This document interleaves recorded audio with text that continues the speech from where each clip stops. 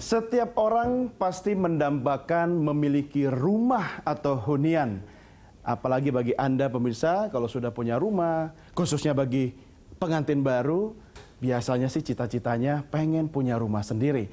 Nah, bicara soal rumah atau hunian atau properti, kali ini dalam DK Show, saya ajak Anda berbicara tentang hunian dalam bentuk apartemen misalnya. Banyak orang yang membeli apartemen karena alasan tempat tinggal, atau bisa jadi juga karena alasan gaya hidup, atau bahkan sebagai bentuk investasi. Ini yang akan kita bicarakan, tentunya bareng saya DK dalam DK Show.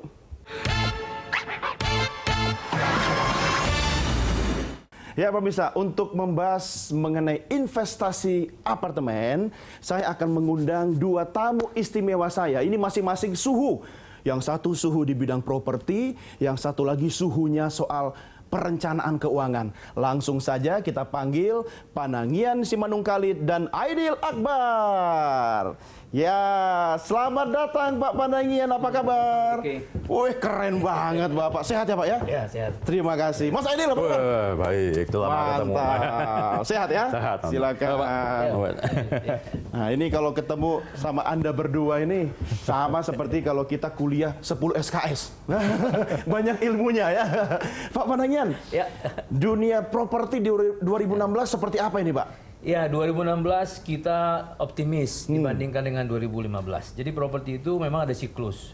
Tahun 2012 ketika suku bunga BI rate 5,75%, pertama kali terendah sepanjang sejarah. Lalu kemudian properti itu terus naik sampai puncaknya 2013.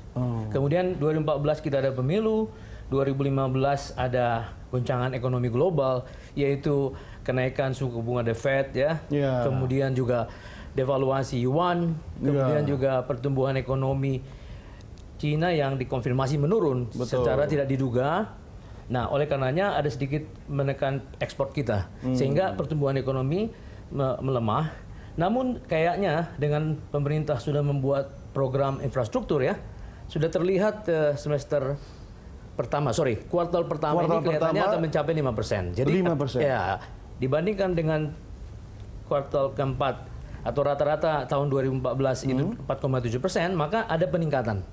Nah, biasanya kalau pertumbuhan ekonomi meningkat, dia akan selalu didorong atau mendorong sektor-sektor konstruksi dan sektor properti akan meningkat pula.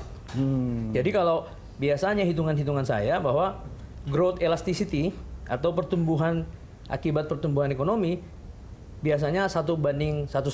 Jadi kalau ya, jadi kalau pertumbuhan pertumbuhan ekonomi misalnya 5,2 katakan ya. Jadi paling tidak pertumbuhan properti itu akan minimal 7,5, tapi bisa jadi 10. Jadi 7,5 sampai 10 kurang lebih. Artinya sebenarnya 2016 ini kita optimistis ya Pak ya? Ya, lebih baik daripada 2015. Karena banyak Pak teman-teman saya di 2016 ini mau menikah Pak. Cita-citanya punya rumah. Ya, Karena kalau belum bisa punya rumah, biasanya mereka menghuni PMI Pak. Apa? Pondok Mertua Indah. Oh iya. Kayak saya juga dulu zaman-zaman awal menikah. Mas Aidil, Ya. nih kalau misalnya nih teman-teman saya ini yang pengen punya rumah gitu kan. Kadang-kadang kan kalau kita bicara investasi, ini Ya. kan bicara soal prioritas. Ya. Mau mengalihkan perhatian kita pada bidang investasi properti misalnya, Iya. atau kita pada bidang yang lain. Kira-kira 2016 ini seperti apa nih Mas? Ya, tadi saya setuju dengan pendapat Pak Panangian ya. Ini mungkin kita memang karena udah satu perguruan kali ya. Sama-sama suhu. Sama-sama suhu. Saya suhunya 30 derajat. Ya. Itu panas dalam Mas. Ya, jadi saya setuju bahwa 2016 ini kelihatannya memang relatif lebih baik. Karena 2015 kita agak stagnan ya. Bahkan di beberapa daerah cenderung agak, ya karena memang kondisi ekonomi orang tidak punya daya beli menurun. Orang kemudian kesulitan keuangan, banyak yang kemudian mau lepas dia punya properti gitu ya. Sehingga kadang-kadang harga bertahan atau bahkan beberapa tempat harganya memang sedikit turun karena memang dia BU lah istilahnya. Jual BU kan butuh uang, ya kan pasti turun pasti kan dia lepas. Nah, jadi 2016 memang tetap menjadi potensi. Kalau kita lihatnya gini, properti memang menjadi salah satu investasi, tapi kalau dari sisi perencanaan keuangan kita masih melihatnya untuk investasi jangka panjang sebenarnya. Ya, jangka panjang dalam arti kata gini, sebenarnya hampir disamakan dengan saham.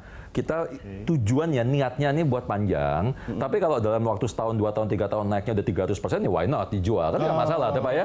Iya, kita take profit gitu. Dan itu memungkinkan di bidang properti ya? Memungkinkan sekali. Saya pengalaman sendiri tadi seperti Pak Kanan katakan, di 2012 saya sempat beli tanah yang harganya mungkin 2 juta, 3 juta semeter, dalam waktu setahun itu harganya 8 juta gitu ya. Itu untungnya bisa 200%. Saya tahu kok Mas Aidil ini bisnisnya banyak Pak. Sampai properti di sana di Papua nggak ada. Beneran loh. Saya kadang-kadang mikir gitu ya. Ini orang apa sih yang diurus gitu kan? Kalau sampai orang seperti Mas Aidil ternyata investasi di bidang ini itu. Ternyata investasi zaman sekarang seperti itu ya. Iya. Kayak modern begitu ya. Tapi trennya kira-kira Mas di 2016 apakah akan ada peningkatan orang berinvestasi di bidang properti atau kira-kira seperti apa? Ya kalau dilihat sih memang saya seperti katakan bahwa 2016 ini wacananya atau kelihatannya lebih baik dibanding 2015 ya. Artinya dengan apalagi sekarang BBM sudah mulai turun ya. Itu sedikit banyak agak sedikit melegakan lah. Kalau kemarin itu orang agak menahan nih, ikat pinggang gitu ya. Terus suku bunga turun, otomatis suku bunga turun, suku bunga KPR nanti sana akan turun juga kan, akan mengikuti. Dengan cara seperti itu sehingga opportunity untuk orang memiliki properti menjadi besar. Balik lagi teori supply demand nih. Ya, nanti Pak Panel mungkin bisa bantu juga. Supply demand pada saat orang yang mau beli lagi properti menjadi besar karena suku bunga tadi yang turun, daya belinya juga sudah mulai meningkat lagi, otomatis potensinya ke depan akan kembali menjadi normal seperti sebelum-sebelumnya. Yang penting kan Pak Panangian, regulasi nih. Kebijakan ini harus berpihak ini Pak. Bapak lihat bagaimana nih kondisinya sekarang ini? Sebenarnya sih udah mulai berpihak karena apa? Bank Indonesia sudah menurunkan BI rate selama 3 kali berturut-turut kan 25 basis point. Dia akan melihat bagaimana rupiah ini sekarang. Kalau rupiah ini stabil pada 13 ribuan, saya yakin BI rate akan turun lagi paling tidak ya 75 basis point lagi. Jadi mungkin akan sampai 6%. Hanya mungkin perlu waktu sekitar 6 bulan dari sekarang. 6 bulan ya. Nah itu yang saya tadi dikatakan Pak Aidil bahwa properti itu akan mulai bangkit setelah penurunan itu terjadi lagi, sehingga saya perkirakan itu semester 2. Semester 2 tahun 2016 ini. Iya, jadi Juni ke depan lah, Juni ke depan ya. Jadi saya tahan dulu Pak ya, jangan sekarang ya Pak ya.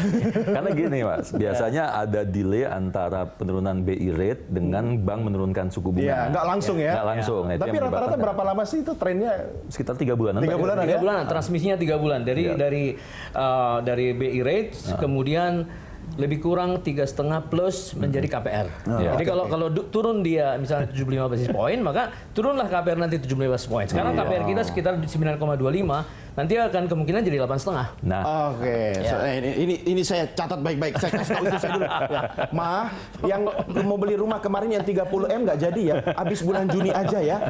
Yang 30 M ya ember. Oke, kita lanjutkan di segmen berikutnya. Jangan kemana-mana, tetap bareng saya dalam DK Show.